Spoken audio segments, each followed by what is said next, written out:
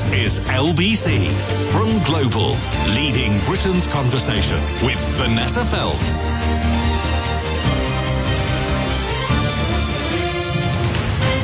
Lovely listener, welcome. How nice to have your company. Great to have you aboard the programme. 4:02 is the time. Sunday is the day. You can find me here on LBC every Saturday and Sunday afternoon between 3 and 6. And it's a delight to talk to you, as you know. I live for these moments. So let's address this issue. If I say the words mansion tax to you, what do you think? What do you feel? Do you think, good, stick it to those rich people in those mansions? They've got their duck houses. They've got their moats, they've got their billiard rooms, they've got their staff quarters, their stables. Why shouldn't they damn well pay a mansion tax? If you live in a mansion, you must be able to afford a mansion tax. Rachel Reeves, go on, go for it. Stick it to the rich. Why not? Until their pips squeak, squeeze and squeeze. Get the money off the rich. Mansion tax, fabulous idea. Couldn't love anything more. What a tremendous plan for the budget. Or maybe you think, hang on a second, wait, don't get overexcited by this. What constitutes a mansion these days? Well, if you live down south in London or the southeast, it might be a 3-bedroom flat in Crouch End. Quite honestly, it could be a 3-bedroom semi in Dulwich. I mean, we're talking what constitutes a mansion. What's being suggested in the papers today is a property that's worth 2 million quid or above. And if it is, you have to pay 1% of the full value of your house over 2 mil a year. So if it's worth £3 million, you'll have to pay 10 grand. If it's 4, 25, 30 grand to live in your own house. You may say, but you've got a house worth all that money. So, you know, if you don't want to pay 30 grand for living in it, just sell it. But hang on, what's going to happen? You'll look down the road, you'll look round the corner, everybody else in a similar house will be doing exactly the same thing. The market will be flooded with houses worth over 2 mil as people desperately try to get rid of them because they can't afford to pay the mansion tax. And then, of course, the value of all these houses, the price that you can actually get in the open market will plummet. Is this mansion tax simply an example of the politics of envy at work? Maybe you worked and toiled and slogged your whole life long and you paid a monstrous mortgage and the whole thing was an absolute nightmare, and now you've got the place. It's your home. It's not a business. It doesn't make you any money. You live in it. That's where you live. Home sweet home. That's where you live. But you haven't got money available to pay 10 grand a year to stay living in your own house, or 20 grand or 30 grand. What 3 years in your house might cost you 100 grand. What on earth? Where are you meant to find the money? And what if you're somebody over a certain age? You're not going to be able to get a job at this stage. You can't start liquidizing or liquidating or whatever it is, the assets that you've got, and still have a home to live in. Maybe you think this is absolutely horrific. When you look into it, it seems cruel and pointed and also pretty ridiculous and pointless, because anybody with any money to talk about, anyone really stinking rich, will leave. They're not going to sit around and sit in their own house and pay mansion tax. It's going to be all the people who can't really afford it who are going to be stuck for this money, isn't it? 0345 606 0973. Now, if you think I'm wrong and completely, I don't know, I've got tunnel vision, or I'm blinkered, or I don't really realise, or I don't realise how much a lot of money is, or whatever it is, you can get on the phone and tell me that. 0345 606 0973. I don't know where you live. I don't know how you came by your house.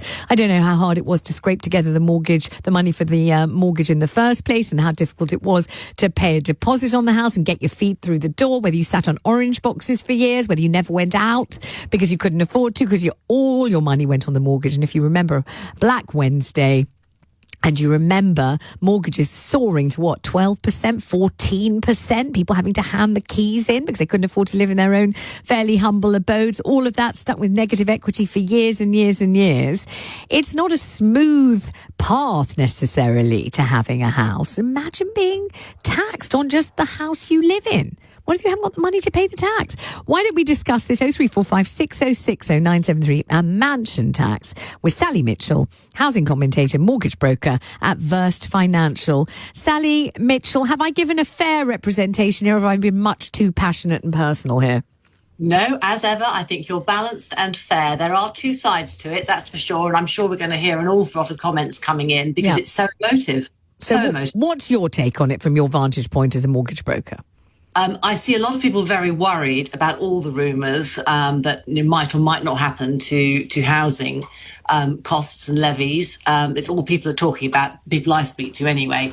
I think there are a couple of things. I think that people with the broadest shoulders, we should all agree, should bear a lot of the burden of the estate. Yeah. But is it fair? Is it fair to target a relatively small amount of the community and country? And also, how do you work it out? Somebody could be in a £3 million house, but they could have a £1.5 million mortgage on it. Well, exactly. So, or they could be in a £3 million house that's dilapidated, that needs an enormous amount of things. Or people could start letting their houses go to rack and ruin, so that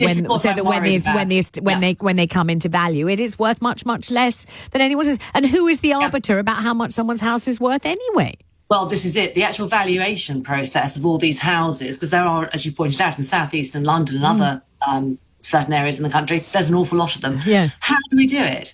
Who's going to pay for someone to go out and value all these houses? You can bet your bottom dollar people are going to argue about the valuation. How is it going to be policed, enforced, set up, administered? It's just... I just think it's a bit of a nightmare idea. And what about people who bought their houses a long, long time ago and through no fault of their own, also through no virtue of their own, let's be fair, the value of the property has gone up and up and up and up and up, but their earnings haven't gone up and up, or they're not earning anything anymore, or they're over a certain age, and suddenly they might be asked for 10 grand or 20 grand a year, every year, to live in their own house, and they've got a few years on, they might have to find 60 grand, 70 grand, whatever. And one of the things about living in a house is you haven't got a managing agent. You haven't got to do what you often have to do if you're in a privately owned apartment, which is keep paying service charges. And lots of people stay in a house because they're scared of service charges. I know that when I started my married life off, we lived in a flat over the Hendon Way with the traffic roaring by, 3rd floor, no lift. Purposely chose no lift because you wouldn't have to pay service charges for the lift, because my husband was a junior hospital doctor. We didn't have any money at all. Then because we didn't have any money at all, I got pregnant because we couldn't afford to go out, so we stayed in. We were newly married. There I was pregnant, and there I was carrying the baby up and down the 3 flights of stairs. It wasn't the best, most idyllic scenario, but we were absolutely terrified by the service charges. They seemed completely random. I can even remember, I won't say the name, but I remember clearly the name of the managing agent company, and they were dreaming up these things and we didn't have the money. We just didn't have the money to pay for them, and I've been scared stiff of that kind of thing ever since. Properly scared. You can tell, you can see my face, you can see I'm not making this up. I really mean it. So people with houses don't have to pay service charges. We have to pay, council tax and that kind of thing. But if we don't want to repair the roof and we want to keep a saucepan underneath a dripping hole in the roof, we can do that. But if they suddenly slap a mansion tax on people, they're going to be in absolute stuck, aren't they? Total panic. Then when they try and sell, they'll find the next door neighbour and the person down the road, the person over the road is doing exactly the same thing for exactly the same reason, won't they? What's going to happen to the property market if that all happens? Well, exactly. And we do need that movement at the top of the property market to free up stock for the next level coming through. If we don't get first-time buyers on the ladder, then the whole thing falls apart. If we don't have people downsizing or selling at the top, then the cycle doesn't work as either. So it's really important that there is this freedom of movement in the property market, that people have and feel. Most importantly, I think they have the confidence that they can move, that they can take that next step, whatever it might be, upsizing, downsizing. And when you're rattled and scared, you go into inertia and inaction. And that's what I've seen with clients at the moment. People have to remortgage, fine, they're remortgaging. People are putting off purchasing at the moment because they just don't know what's coming around the corner. There's all sorts of rumours swirling. And a lot of what other rumours have you heard about properties-based charges? So mansion tax is one of them. The mansion tax will apply to a very high purchase price or value. Also looking at completely reforming stamp duty. And that would be a levy based on the value, charged yearly, like the mansion tax, but would start at about 500,000. That's what I've heard, as in that's the value of the property, not what you're paying. The problem with that is that I think up to date in September, we gave the government £14 billion in stamp duty. If you take that away and suddenly just ask people to pay a small amount every year, this big black hole that is 20, 25, 30 or even £35 billion that we've been told, depending on which paper you read, it gives us a huge deficit, and that is not going to fix what she's trying to do.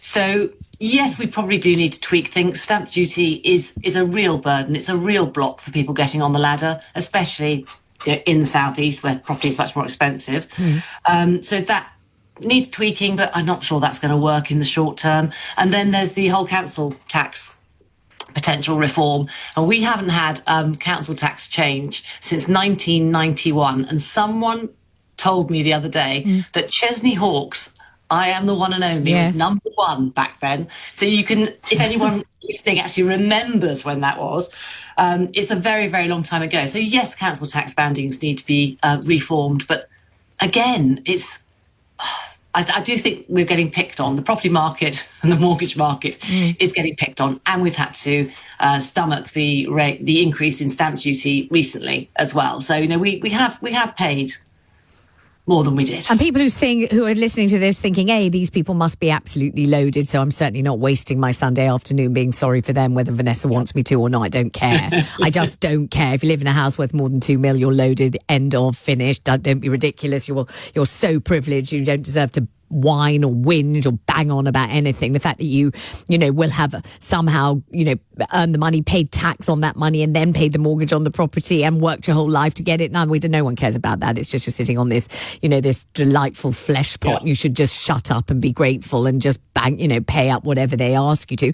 Have you spoken to people who are thinking, oh my God, I'm going to have to sell? Or what are they saying to you? And my other question for you is, every week we talk about, Rachel Reeves talks about taxing the rich. She obviously thinks it's a really attractive, sexy, kind of thing to say that people will really respond warmly to. And every week I say, yeah, but they're not here. They've gone. They're leaving. They've either left or they're leaving or they're on the plane or they've sent their mum in advance, but they're going. And then some people ring in to LBC and say, yeah, not really. They haven't. They're not really. But I want to ask you, from your business as a mortgage broker at First Financial, have you seen wealthy people leaving?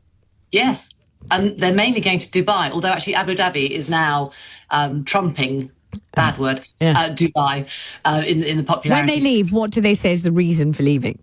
They're fed up. They can't, they feel that they are restricted, that they are punished for doing well or wanting to have a certain lifestyle. And I mean, yes, these are very privileged people, but by and large, they have worked very, very hard. So if I say to you, the very rich, the really, enormously rich, have endless flexibility and they're flexible enough to leave. So they're leaving. And therefore, the people who are going to sit here and can't leave because either they've got to work or they can't afford to go or whatever it is, they haven't got that kind of flexibility that very, very rich people have.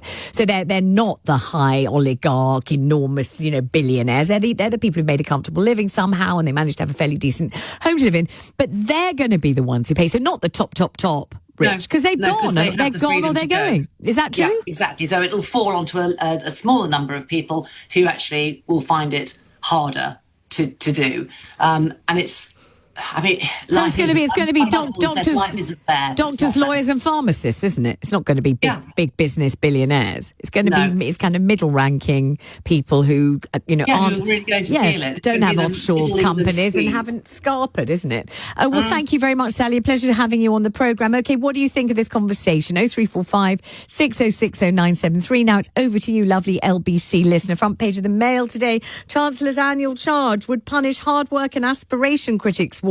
New class war bombshell. Reeves is plotting a mansion tax raid on homes. How do you feel about that one? I'll be straight back with you. I'm Vanessa Feltz. This is LBC in the time 4:16. This is LBC.